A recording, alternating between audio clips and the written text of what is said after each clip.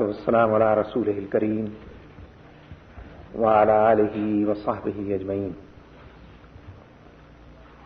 أعوذ بالله من الشيطان الرجيم. بسم الله الرحمن الرحيم. لقد كان لكم في رسول الله أسوة حسنة لمن كان يرجو الله واليوم الآخر وذكر الله كثيرا.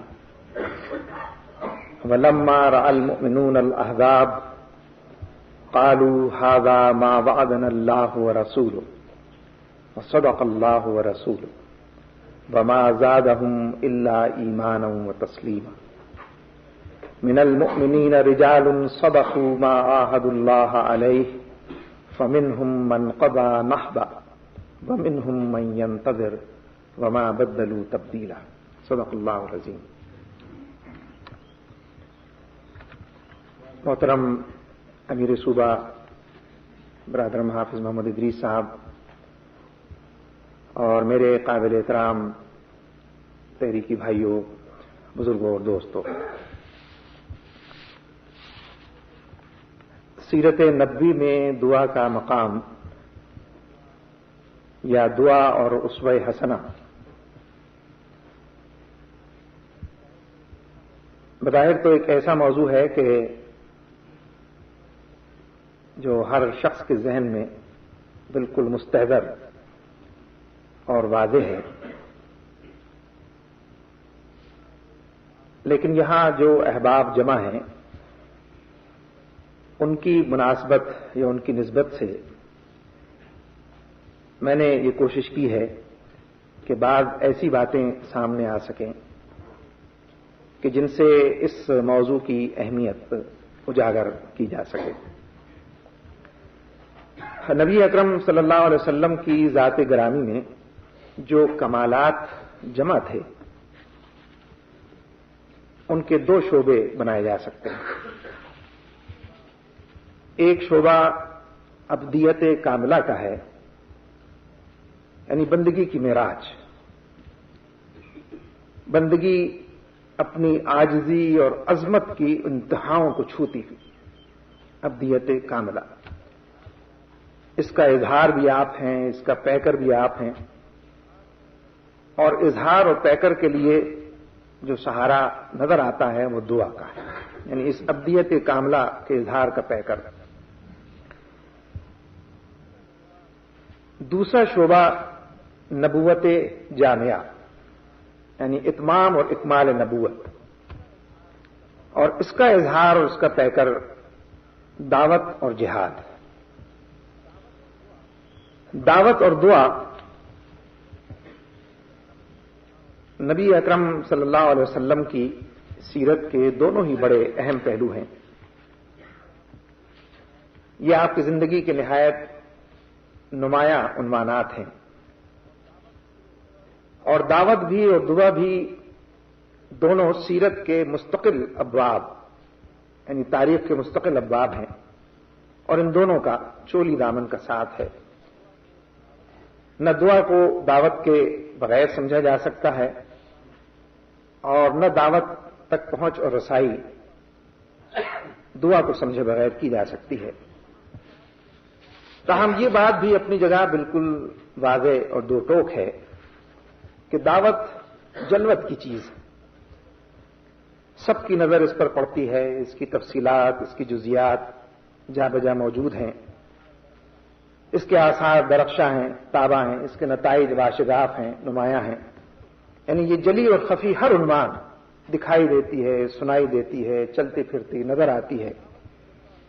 اس دعوت کی جلوہ افروزیاں ایک عالم کو اپنے اوپر گواہ بناتی ہیں، شاہد بناتی ہیں، تاکہ یہ دعوت تحریک بن جاتی ہے،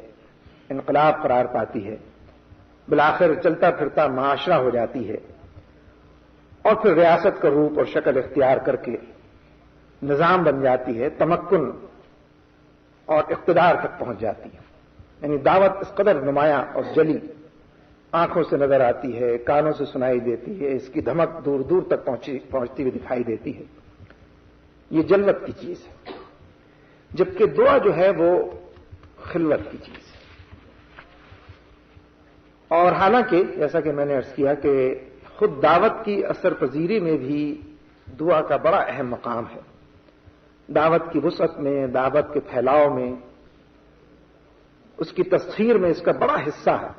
گراں قدر اس کا رول بڑا انمول ہے دعا کا، اور سیرت نبوی میں اس کی حیثیت اور اس کا مرتبہ فیصلہ کن حیثیت اور مرتبہ رکھتا ہے. لیکن میں اس وقت صرف دعا ہی کے حوالے سے چند باتیں عرض کروں گا. نبی اکرم صلی اللہ علیہ وسلم کی بعثت کے وقت انسان اپنے رب کے بارے میں اس درجہ جہالت میں ڈوبا ہوا تھا، اس طرح غفلتوں کا شکار تھا اور یوں غلط فہمیوں کا اسیر تھا کہ اس کے اپنے اندر نہ دعا کی کوئی طلب تھی، نہ فطری جذبہ اور خواہش تھا، نہ اس کے دل کا کوئی تقاضا اور مطالبہ تھا کہ وہ اپنے رب سے جڑے، اس سے مانگے، اس سے طلب کرے، کوئی عنوان زندگی بندگی کا راستہ تلاش کرے. یعنی یوں کہیے کہ گویا دعا کا سرچشمہ اس جہالت، اس کے گھٹا ٹوپ اندھیروں کی وجہ سے اندر ہی اندر خشک ہو گیا تھا، اور بندے اور رب کا رشتہ اس طرح ٹوٹ گیا تھا، مزمحل ہو گیا تھا کہ یوں محسوس ہوتا تھا کہ جیسے کوئی تنا ہے بغیر جڑ کے، بغیر بنیاد کے کوئی عمارت ہے. جبکہ دعا کے لیے یہ بات بالکل ناگزیر ہے اور لازمی شرط ہے کہ اس ہستی کے بارے میں یقین کامل موجود ہو جس سے دعا کی جا رہی ہے. یہ یقین کہ وہ ہر چیز پر قادر ہے، اسے مکمل اختیار ہے، یہ یقین کہ اس کے خزانے بے بہا ہیں، اس کی رحمتیں بے پایا ہیں، اور یہ یقین کہ اس کی مغفرتیں زمین و آسمان کو محیط ہیں، آسمان کی پہنائیوں تک اور زمین کی گہرائیوں تک اتری ہوئی ہیں. یہ یقین کامل ناگزیر ہے، ضروری ہے، یعنی جس سے مانگنا ہے، جس سے طلب کرنا ہے. یہ یقین کہ اس کے در کے سوا کوئی اور در نہیں ہے جس کا سوالی بنا جائے، کوئی چوکھٹ نہیں ہے جس پر سجدہ ریز ہوا جائے، اور یہ یقین کہ وہ تو خود ہی دینا چاہتا ہے، کوئی لے کر اتنا خوش نہیں ہوتا جتنا وہ دے کر خوش ہوتا ہے. یہ یقین، اور یہ یقین کہ وہ محبت اور شفقت اور رحمت اور رافت اور بخشش اور مغفرت اور عطا اور انعام، جتنے عنوان درگزر اور احسان، یہ سب اس کی خاص صفات، یہی اس کی پہچان شناخت ہے. پھر اس یقین کامل کی ضرورت کہ بندہ محتاج محض ہے، مجسم سوال، سراپا کشکول گدائی، اس کی بے بذاتی، اس کی عاجزی، اس کی درماندگی، اس کا ذوف اور اس کی فروتنی، یہ بالکل آشکار، دو ٹوک نمایاں، اس میں کوئی کلام، اس میں کوئی دقیقہ فروگداش کرنے والی چیز نہیں. اور پھر یہ یقین کہ وہ ہر ایک کی سنتا ہے، ہر حال سنتا ہے، ہر عنوان سنتا ہے، بزبان حال بھی سنتا ہے، بزبان قال بھی سنتا ہے، جو کہہ سکے اس کی کہی سنتا ہے، جو نہ کہہ سکے اس کی ان کہی سنتا ہے، بآواز بلند سنتا ہے، خفی اور جلی، ہر بہر میں سنتا ہے، اور ہر وقت سنتا ہے. رات کی تاریکی ہو، دن کا اجالا ہو، اس کے در رحمت پر ہر وقت دستک دی جا سکتی ہے، ہر لمحے اسے پکارا جا سکتا ہے. کوئی لمحہ نہیں کہ جس میں اس سے رجوع نہ کیا جا سکتا، اس سے سرگوشی کی جا سکتی ہے، ہم کلامی کا شرف حاصل کیا جا سکتا ہے. معلم دعا نبی اکرم صلی اللہ علیہ وسلم کی بعثت سے قبل ان میں سے ہر یقین ناپید ہو چکا تھا، مزمحل اور نایاب ہو چکا تھا. ان میں کا ہر یقین شبہات کے حوالے ہو چکا تھا، مغالطوں کا اور توہمات کا ان کی بھول بھلائیوں میں گم ہو چکا تھا، غلط فہمیوں کا، جہالتوں کا اس کی نظر ہو چکا تھا. لہذا جس ہستی کی ہر صفت کمال کے انکار پر اصرار تھا، جس کی مسلسل نفی کی جا رہی تھی،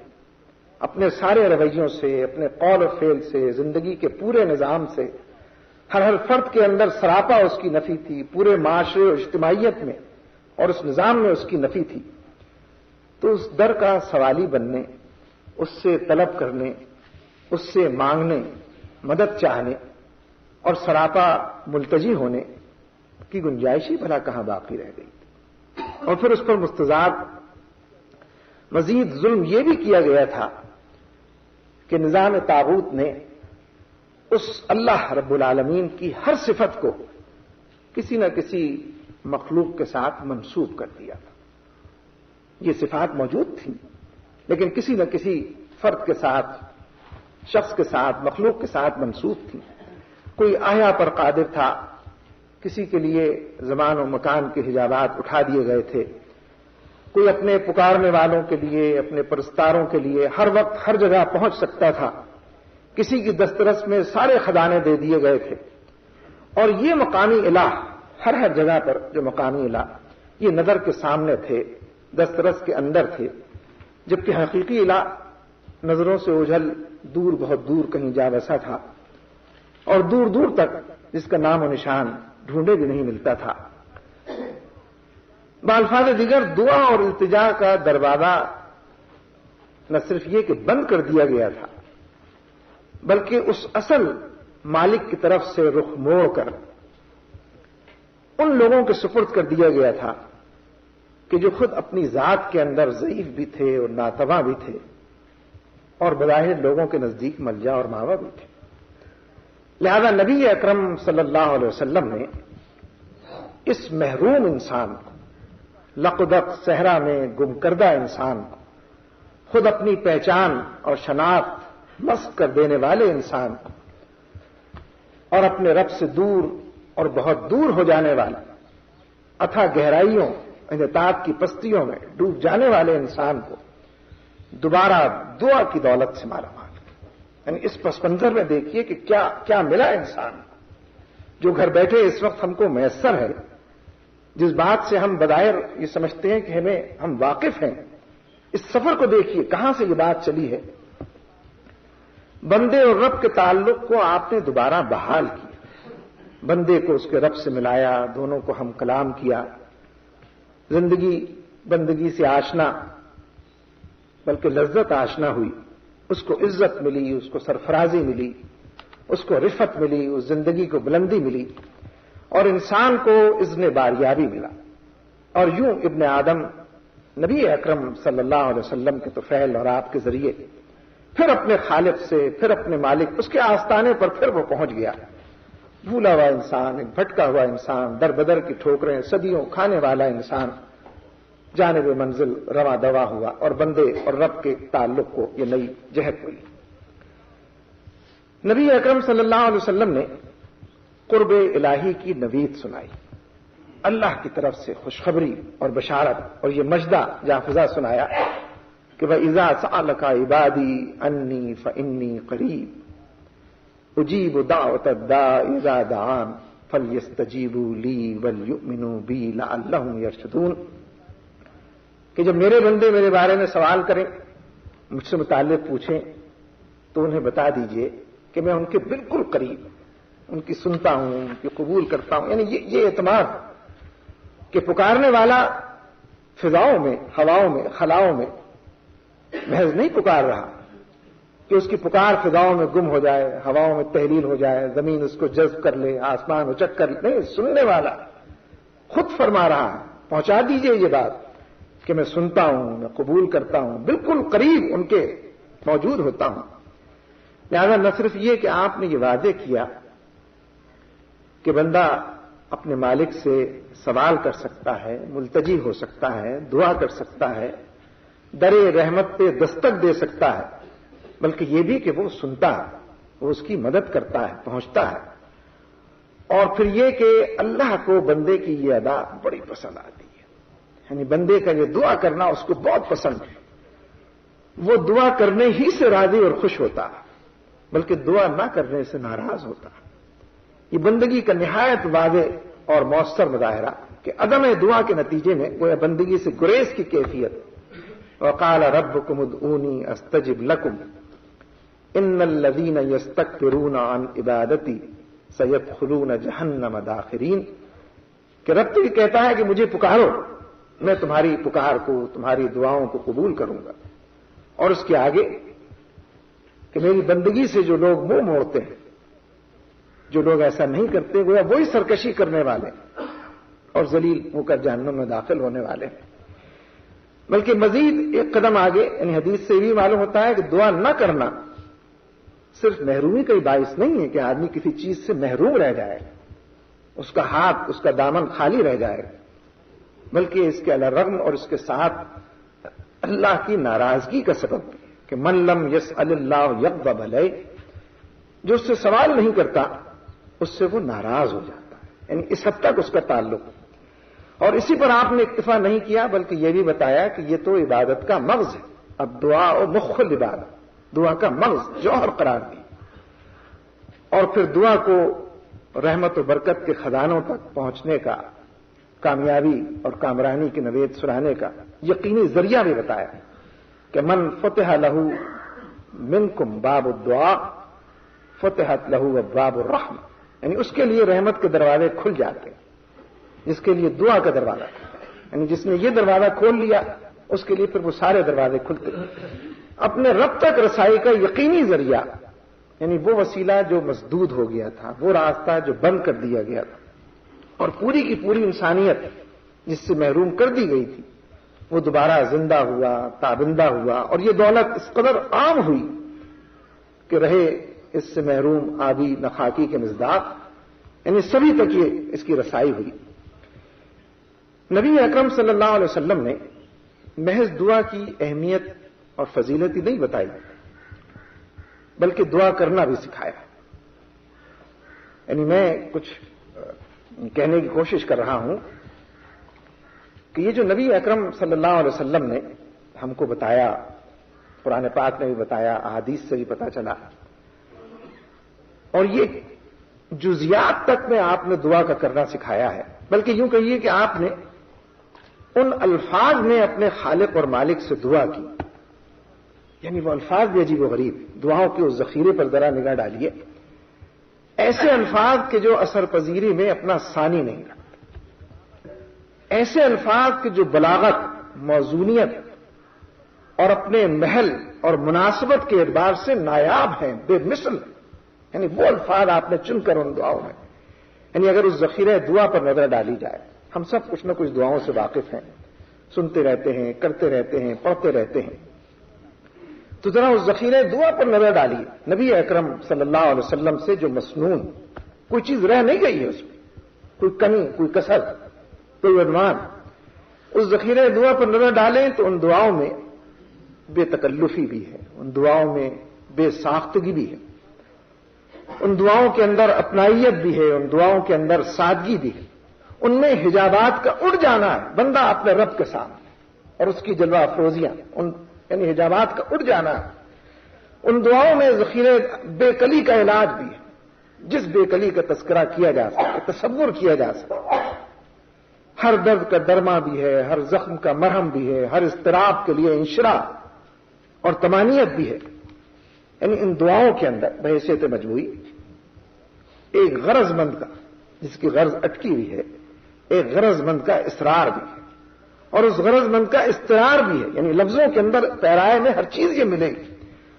ان دعاؤں میں آپ دیکھیں کہ درد کی کسک بھی ہے، اس کا پورا پورا اظہار بھی، اور پھر اسی کے ساتھ ساتھ ایسا نہیں کہ وہ جو رشتہ ہے بندے اور رب کا، اس میں کوئی خلل واقع ہوتا ہو، بارگاہ رب العزت کا لحاظ بھی، اس کا ادب اور پاس بھی، اس کی ربوبیت کا، اور اس کے دربار کے شایان شان پرشکو انداز میں اس سے خطاب بھی ہے، اپنی بات کہنے کا انداز بھی، یعنی جو زبان استعمال ہوئی ہے، یعنی سچی بات یہ ہے کہ کیسے اس کو انسان بیان کر سکے کہ وہ زبان صاحب زبان کے دل کی حقیقی ترجمان بھی ہے اور اس کی پاسبان بھی، نگران بھی۔ یہ جو دعا اور مناجات ہیں، زبان سے نکلے ہوئے ایسے الفاظ کہ جو محض الفاظ نہیں ہیں، کہیں دل کے ٹکڑے ہیں، کہیں آنکھ کے آنسو ہیں، کہیں قلب کا گداز لیے ہیں، اخلاص کا اور ایمان کا نچوڑ اپنے اندر سموئے ہوئے ہیں، کہیں پسیجے ہوئے دل کے، دکھے ہوئے دل کی پکار ہیں، کہیں شکستہ دل کے غماز ہیں. اور یہ ساری دعاؤں کے ذخیرے کو ایک سے ایک دیکھ کے جتنے چاول آدمی چنتا چلا جائے. اور ان دعاؤں کے اندر اس میں نبوت کا نور بھی ہے، ان میں پیغمبر کا یقین، اس میں پیغمبر کا یقین. جب چاروں طرف اندھیرا ہو، روشنی کی بات، جب چاروں طرف مایوسی کی کیفیت، امید کی دلانے کی بات، اس میں عبد کامل کا نیاز بھی ہے اور محبوب رب العالمین کا اعتماد اور اس کا ناز بھی ہے. اگر ایک دو مثالوں سے میں اپنی بات کہنے کی کوشش کروں، طائفی کی دعا کو لے لیجیے. ذہن میں تو بات آتی ہے نا، وہ پس منظر پورا سامنے ہے، اس لیے کہ دعا تو دعوت سے منسلک ہے، جدوجہد کے ساتھ ملی ہوئی اور جڑی ہوئی ہے. اور جو جدوجہد کو سامنے رکھ سکے اور اس دعوت اور اس کے لیے کی جانے والی سعی اور کاوش کو مد نظر رکھ سکے، اس حوالے سے وہ دعا کی بھی قدر و قیمت کا احساس کر سکے. یعنی طائف کی اس دعا کے اندر بے بسی بھی ہے، بے چارگی بھی ہے، عجز و درماندگی بھی ہے، ذوف اور فقر اور احتیاج بیان کرنے کے لیے جو کچھ کہا جا سکتا ہے وہ سب اس میں موجود ہے. اور دریائے رحمت کو جوش دلانے کے لیے، اس میں تلاطم پیدا کرنے، اس میں مد و جزر اٹھانے کے لیے، اس کو طوفان بنانے کے لیے بڑی مؤثر اور دلاویز، یعنی پوری دعا پڑھتے چلے جائیے. یعنی ذرا اس سفر طائف کا نقشہ تو اپنے سامنے لائیے اور اس مسافر طائف کے شکستہ دل کی، ہاں چاہیں تو صرف شکستہ دل ہی کی بات کیجیے، اور اگر دیکھ سکیں ماضی کے جھروکوں میں جھانک کر کوئی تاریخ سے رشتہ، تاریخ کیا ہوتا ہے، ایمان کے حوالے سے کوئی رشتہ جوڑ کر، یعنی ذرا خون میں لت پت ان پیروں پر تو نگاہیں مرکوز کیجیے. درخت کے نیچے سستانے کے لیے بیٹھے، بڑی امید کے ساتھ آئے تھے کہ یہ اہل مکہ تو مانتے نہیں، سنی انسنی کیے دیتے ہیں. طائف کے لوگ مانیں گے، اس دعوت کو قبول کریں گے، دل میں اس کو جگہ دیں گے. اور کیا عجب کہ کوئی ریاست، یہ دعوت ریاست بن جائے، کوئی سرزمین، کوئی ٹکڑا نصیب ہو جائے. طائف، کیا عجب کہ اس کی ابتدا یہیں سے، ان امیدوں کے ساتھ آئے تھے. در در پہ دستک دیتے ہیں، ہر گھر کا دروازہ کھٹکھٹاتے ہیں، ہر فرد جو نظر آتا ہے بڑا اور چھوٹا، پیغام نامہ پیامہ آپ فرماتے ہیں. کوئی نہیں جو مان کر دینے والا، قبول کرنے والا، تصدیق کرنے والا، آمنا اور صدقنا کہنے والا، اس پکار کو دل میں جگہ دینے، نہیں کوئی بھی تو نہیں. ذرا دیکھیں تو صحیح، یہ تو ایمان کا حصہ ہے. ذرا پیچھے کی طرف لوٹ کے، اور اسی پر بس نہیں ہوا ہے کہ ایک انکار کر دیتے ہو، خالی ہاتھ لوٹا دیتے، بلکہ پھر آپ جب لوٹے ہیں تو گلی کے بچے ہیں، لچے لفنگے ہیں، پتھروں کی یورش ہے، بارش ہے، بچے پتھر مارتے جاتے ہیں جس میں اتھر سے خون بہ رہا ہے، نالین مبارک خون میں لتھڑے ہوئے، پیر اس میں جمے ہوئے. اس حال میں آپ بیٹھے. پھر جب آپ درخت کے نیچے سستانے کو پہنچتے ہیں تو مسئلہ تو دراصل کچھ آگے بڑھ جاتا ہے کہ جبریل امین آتے ہیں کہ آج پروردگار عالم بڑا غضبناک ہے. اور کیوں نہ غضبناک ہو کہ اس کا محبوب ترین بندہ آیا گیا، آج وہ بڑا غضبناک. آپ اشارہ کیجیے، یہ فرشتہ ساتھ ہے، اس بستی کو کہ جو دو پہاڑوں کے درمیان موجود ہے، ان پہاڑوں کو ملا دیا جائے، یہ بستی ریزہ ریزہ ہو جائے، خاک و خون ہو جائے، عبرت کا نشان ہو جائے. تاریخ کے اندر خود اپنی مثال آپ تباہی اور بربادی کی مثال ہو جائے. لیکن نہیں، آپ فرماتے ہیں کہ نہیں، یہ نہیں، ان کے بعد والے.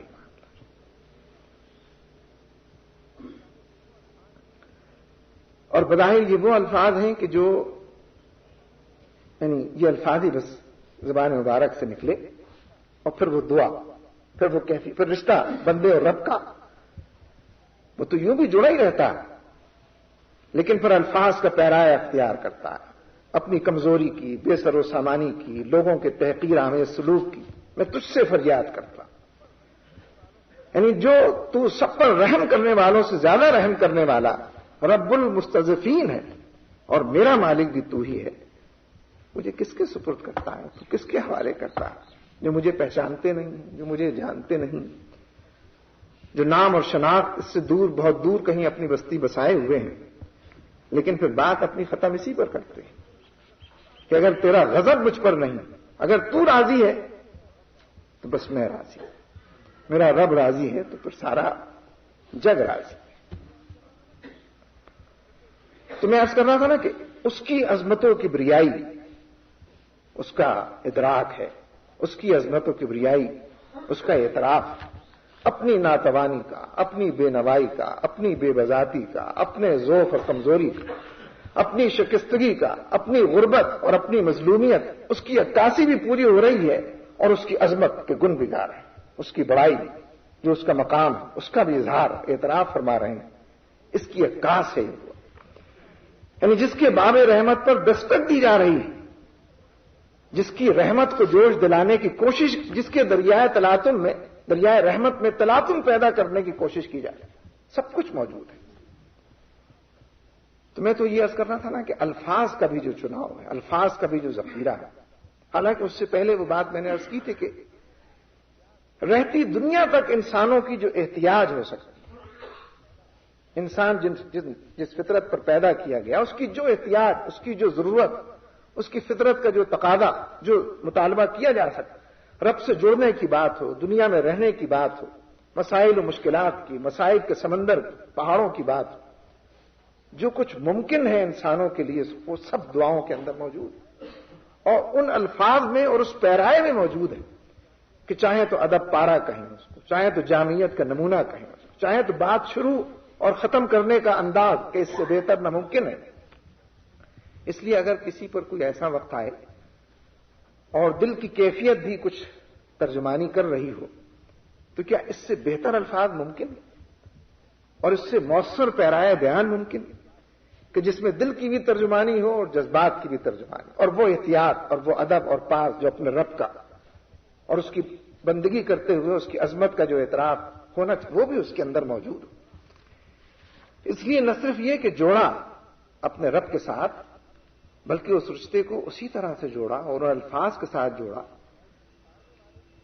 کہ جو اس کی کبریائی کو پکارنے والے بھی ہوں اور اپنی درماندگی کا احساس دلانے والے۔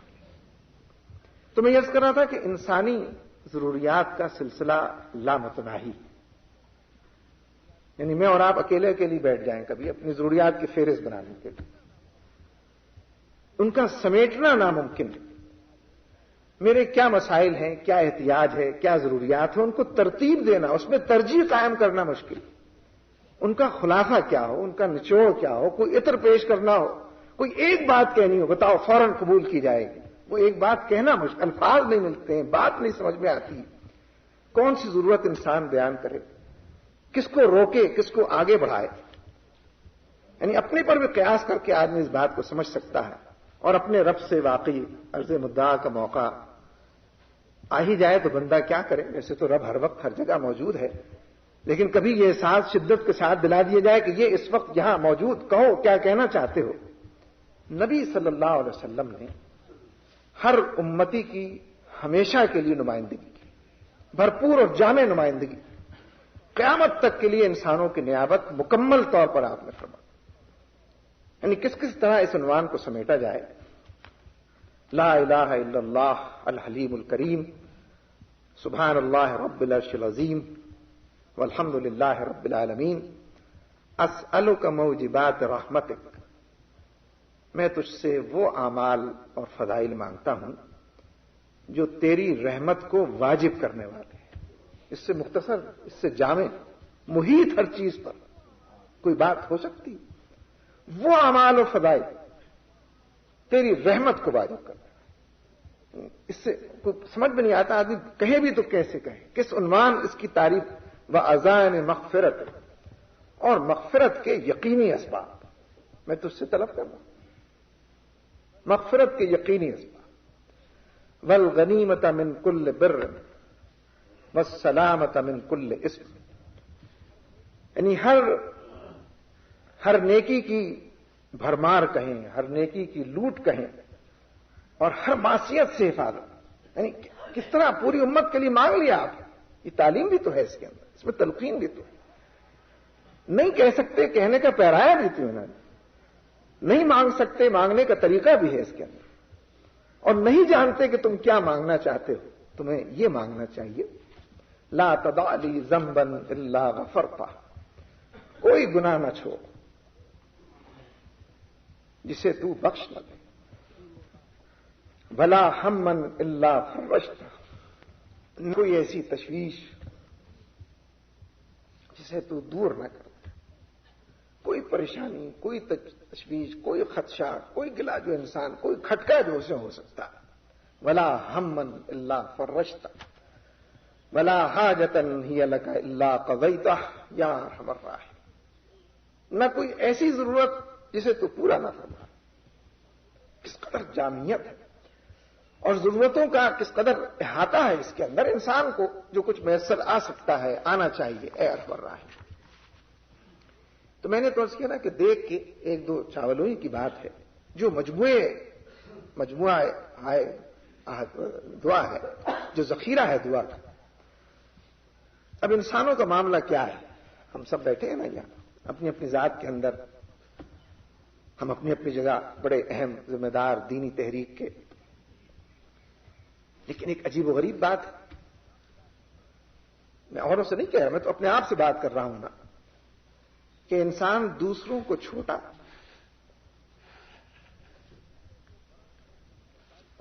اور اپنے کو بڑا سمجھنے کا دائمی مریض ہے، اسے خود پرستی کہیں، اسے خود بینی کہیں، یعنی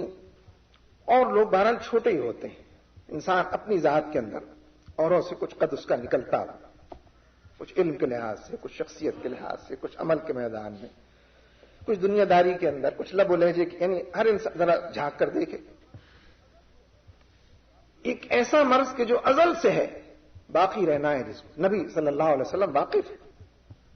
انسانوں کے اس مرض سے۔ اللہم اجعلنی صبورا واجعلنی شکورا،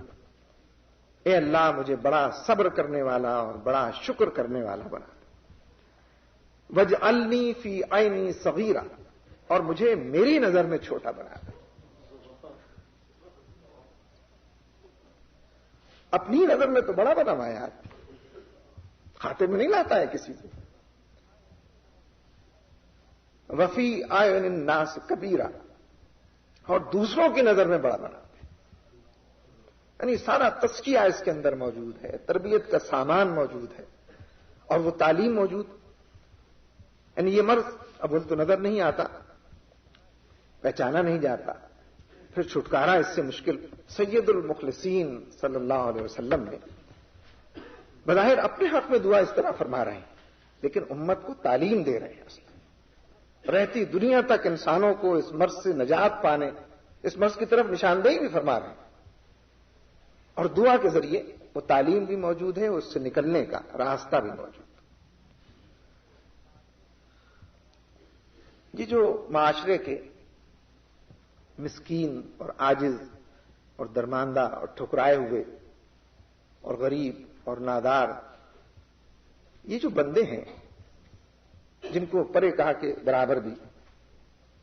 نہ کوئی اہمیت دیتا ہے، نہ قدر و قیمت ان کی جانتا پہچانتا ہے، اہل ثروت کا، اصحاب دولت کا، اصحاب اختیار کا، مقتدر لوگوں کا، ان کی تو توقیر اور ان سے تعلق تو معمول کی بات ہے، اس کے لیے تو سفارش بھی لوگ لے کر آتے ہیں، لیکن جو فقراء ہیں، جو مساکین ہیں، جو بے اختیار ہیں، بے نام و نشان ہیں، ان سے محبت کمیاب بھی کہی جائے تو زیادہ ہی شاید نکلے کا لفظ ہو، یہ نبی صلی اللہ علیہ وسلم یہ اخلاق سکھا رہے ہیں، یہ تعلیم دے رہے ہیں، ان کو اوپر اٹھانے کی اور رفتوں کا سفر طے کرانے کی بات فرما رہے ہیں۔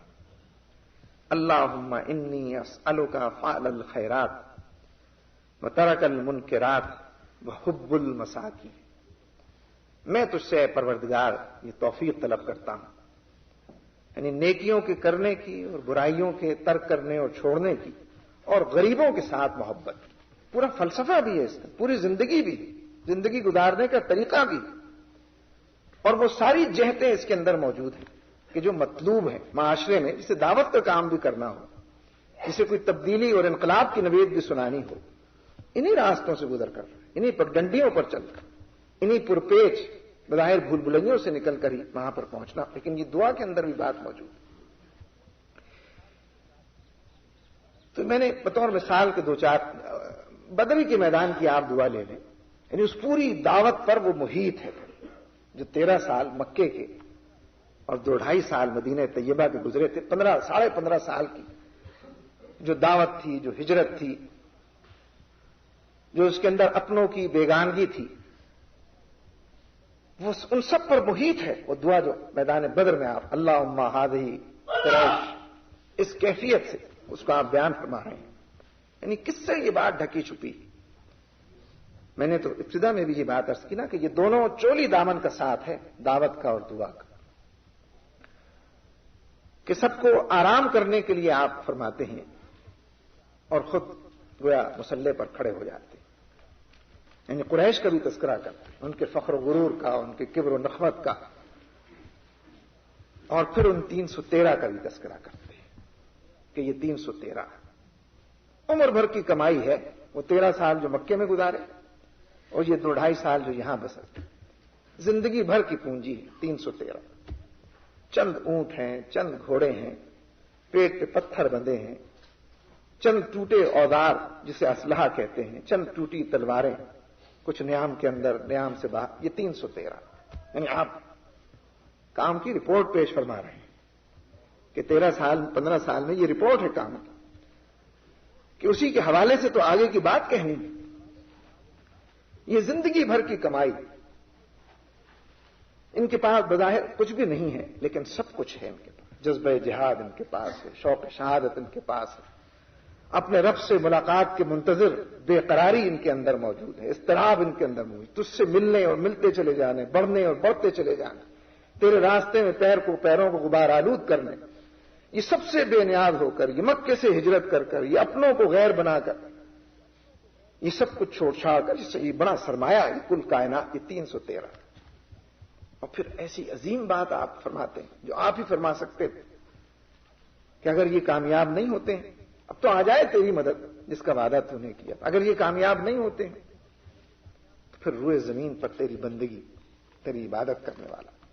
کوئی، یہ تو وہی کہہ سکتا ہے جس نے اتمام حجت کی ہو۔ وہ تو واقعات میں تو آتا ہے نا کہ جناب صدیق اکبر آپ کے ساتھ کھڑے تھے اور بار بار آپ کی ردائے مبارک چادر آپ کی گر پڑتی تھی، بار بار وہ اٹھا کر آپ کے کاندھوں پر رکھتے تھے، تاکہ ایک لمحہ وہ بھی آیا کہ درمیان میں وہ بھی بول پڑے اور کہا کہ حضور بس کیجیے، کہ وہ آپ کو مایوس نہیں کرے گا، اس کی نصرت اور اس کی تائید قدموں کو چومے گی۔ یعنی یہ بھی اشارہ ہے نا، آپ تو جانتے ہیں اس دعا، ان حالات کو، اس پورے پس منظر کو جس میں جن الفاظ میں یہ بات کہی جا رہی ہے۔ بلکہ ذرا آپ نیچے آ جائیں، یہ تو ہم نبی اکرم صلی اللہ علیہ وسلم کی بات کر رہے ہیں نا، ذرا کسی ایک آدھ صحابی کی بات کر لیں، یعنی جو آپ کے تربیت یافتہ تھے، جنہوں نے بظاہر آپ سے فیض پایا، جنہوں نے صحبت اٹھائی، اصحاب کا نجوم کہلائے۔ صرف ایک مثال عرض کرتا ہوں کہ ایران کی ایک جنگ میں، جنگ قادسیہ، حضرت قعقاع رضی اللہ تعالیٰ عنہ، انہوں نے امیر لشکر حضرت سعد رضی اللہ تعالیٰ عنہ کی اجازت کے بغیر دشمن پر حملہ کر دیا۔ امیر لشکر سے پوچھا نہیں اور دشمن پر حملہ آور ہو گیا۔ حضرت سعد رضی اللہ تعالیٰ عنہ نے جب یہ دیکھا تو فوراً اللہ سے دعا کی کہ اللہم اغفر للقعقاع وانصر فقد اذنت له وان لم يستعذن، اے اللہ تو قعقاع کو معاف فرما دے، اس کو کامیابی اور نصرت سے نواز، اگرچہ اس نے اجازت نہیں مانگی پر میں نے دے دی۔ اور جب اپنے سردار کو دیکھ کر ان کا پورا قبیلہ بھی اس حملے کے اندر بغیر اجازت کے شریک ہو گیا، اور حضرت سعد نے دیکھا کہ یہ تو پورا لشکر اس طرف چل پڑا، تو پھر دعا کی کہ اللہم اغفر لہم وانصرہم فقط اذنت لہم وان لم یستاذنوا، اے اللہ انہیں معاف کر دے، انہیں نصرت سے نواز دے، اگرچہ انہوں نے اجازت نہیں مانگی پر میں نے اجازت دے دی۔ یعنی اس پر کتنے عنوانات پنہا ہیں اس کے اندر۔ ہم تو بظاہر ایک محدود دائرے میں دعا پر ہی بات کر رہے ہیں، لیکن اس کے اندر تو یہ عنوان بھی، یہاں تو ذمہ داران بیٹھے ہیں، لوگوں کو ساتھ لے کر چلنے والے، جن کے جلو میں لوگ چلتے ہیں وہ بیٹھے ہیں، کہ یہ جو مغفرت کی بات ہے اور لوگوں کو معاف کرنے کی، ان کو معافی دینے کی، ان کی غلطیوں سے درگزر کی، اور بظاہر اتنی فاش غلطی، بھائی مجھ سے پوچھے بغیر، میں موجود ہوں، آپ کو مجھ سے پوچھ کر نہیں، میں نے ان کو معاف کیا، تو بھی ان کو معاف کر، اجازت نہیں، میں نے ان کو اجازت دی۔ یعنی اس کے اندر وہ وسعت ہے، وہ عالی ظرفی ہے، اسی کو قیادت کہتے ہیں۔ یہ وہ بلندیاں ہیں، یہ وہ رفتیں ہیں کہ جو پھر ذروں کو آفتاب بنایا کرتے ہیں، جو چھوٹوں کو بڑا بنا دے، جو بندوں کو رب سے ملا دے، جو منزلوں کو آسان کر دے، اور منزلوں کو مجبور کرتی ہیں کہ وہ مسافر کی طرف سفر کریں کہ یہ 1 قدم چلے تو وہ 10 قدم چل کر آئے، اس پر لے آتے۔ اس لیے میرے دوستو، یہ کوئی علمی مجلس تو ہے نہیں، یعنی میں کوئی علمی بات نہ کہنے کی قدرت رکھتا ہوں، نہ وہ کہہ رہا ہوں۔ ہم تو دعوت کے میدان کے کارکن، یعنی یہ تشخص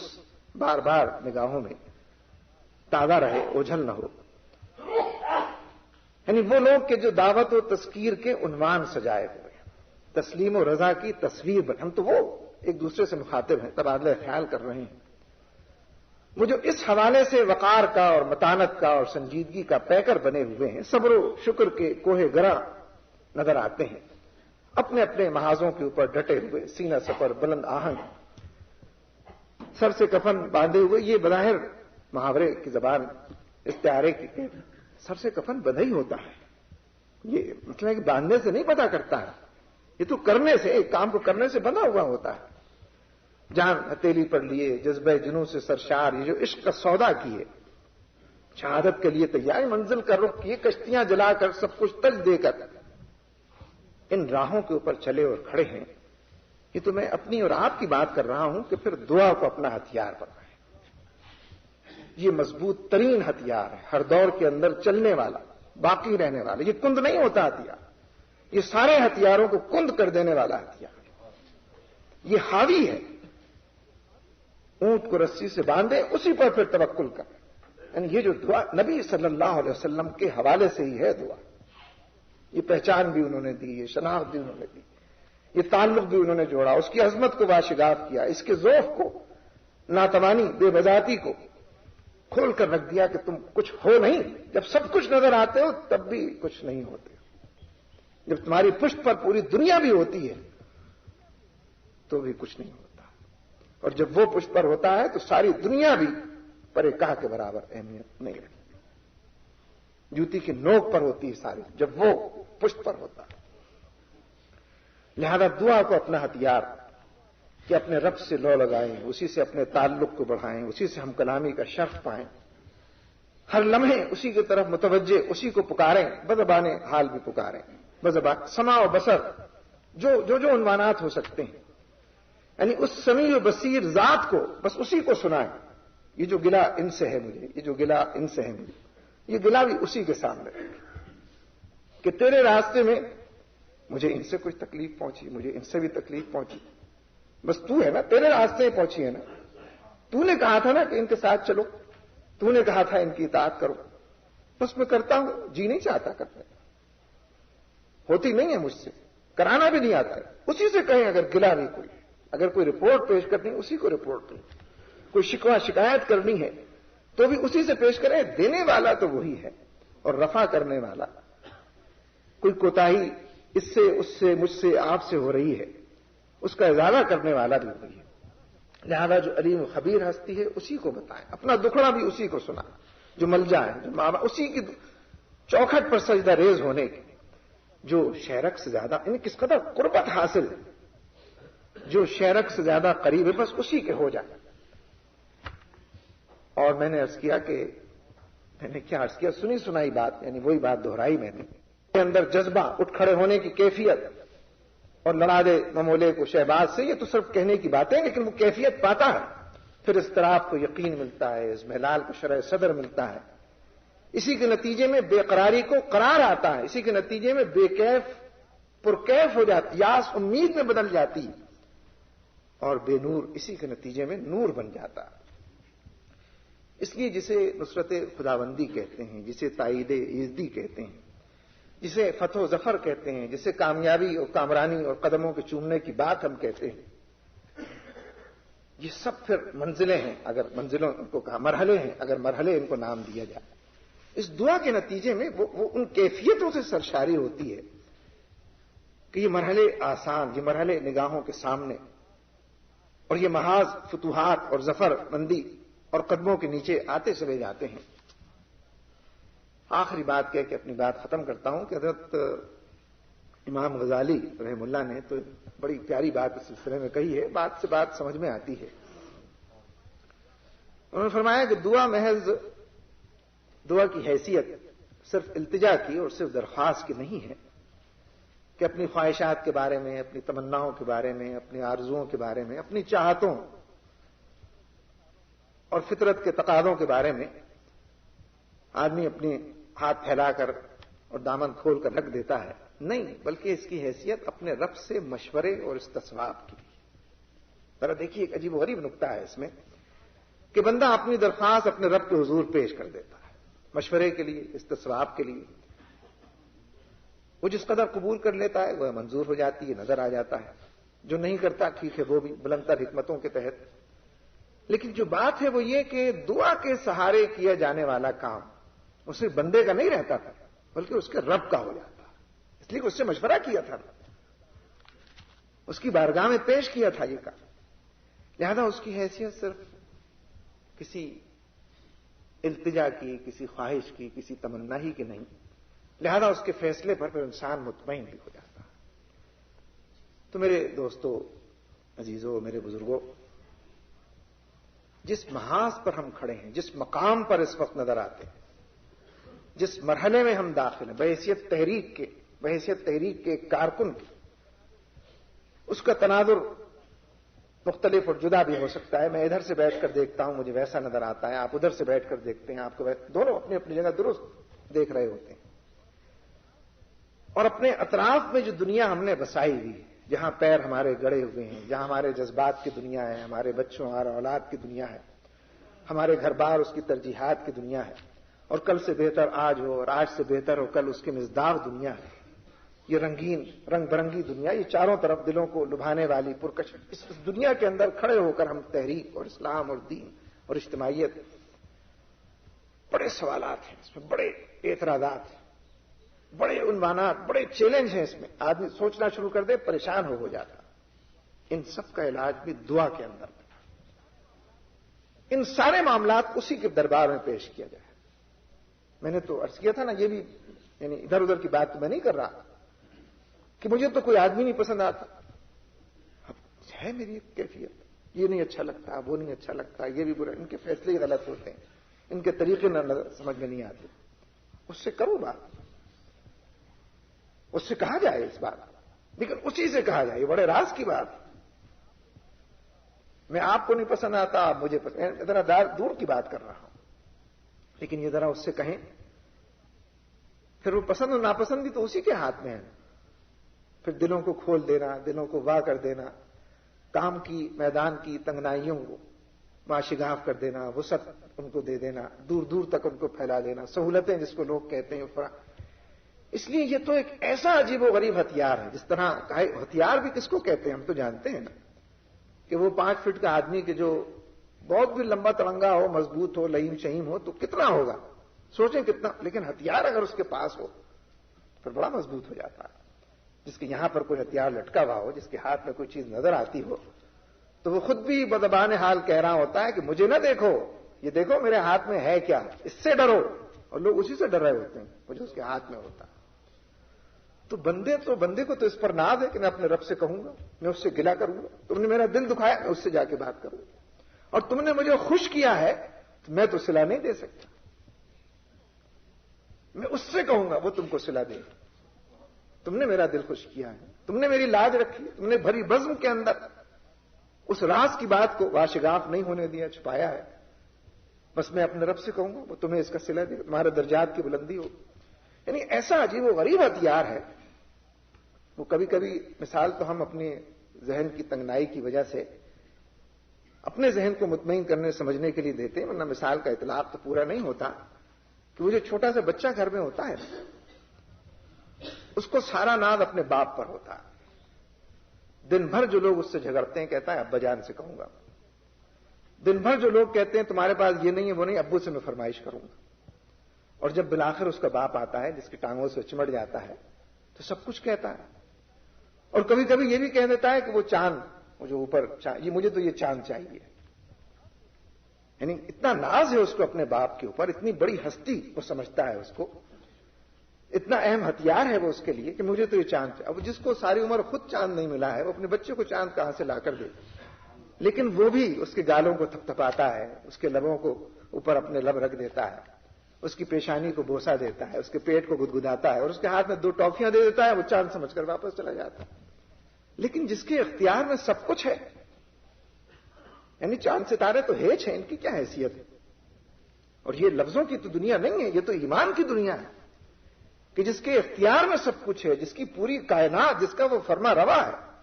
جو اول و آخر ہے، جو سمیع و بصیر ہے، جو علیم و خبیر ہے، جو ملجا و ماوا ہے، جس کے اشارے کے بغیر پتا بھی حرکت نہیں کرتا ہے. یہ سانس جو ابھی اندر گیا اس کے حکم کی وجہ سے اشارے، یہ جو سانس باہر آیا جب اس نے منع کر دیا پھر نہیں ہے کچھ بھی. یعنی جو اس قدر قدرت والا، تو کتنا بڑا ہتھیار ہے مومن کا کہ میں اس سے گلہ کروں گا، میں اس سے شکوہ کروں گا، میں اس سے نصرت مانگوں، میں اس سے تائید چاہوں گا، میں اس سے قوت، اس ضعف کو قوت میں وہ بدل دے. اس لیے وہ لوگ یعنی میرے اور آپ جیسے کہ جو اس میدان میں اور اس محاذ پر ان حیثیتوں اور شناخت کے ساتھ موجود ہیں جن کا ہم تذکرہ کارکن اور ذمہ دار اور کم ذمہ دار اور زیادہ ذمہ دار اور داعی اللہ ان عنوانات سے کرتے ہیں، اس کا تو سب کچھ یہی ہے. کچھ کیے بغیر بھی، بہت تھوڑا کیے بغیر بھی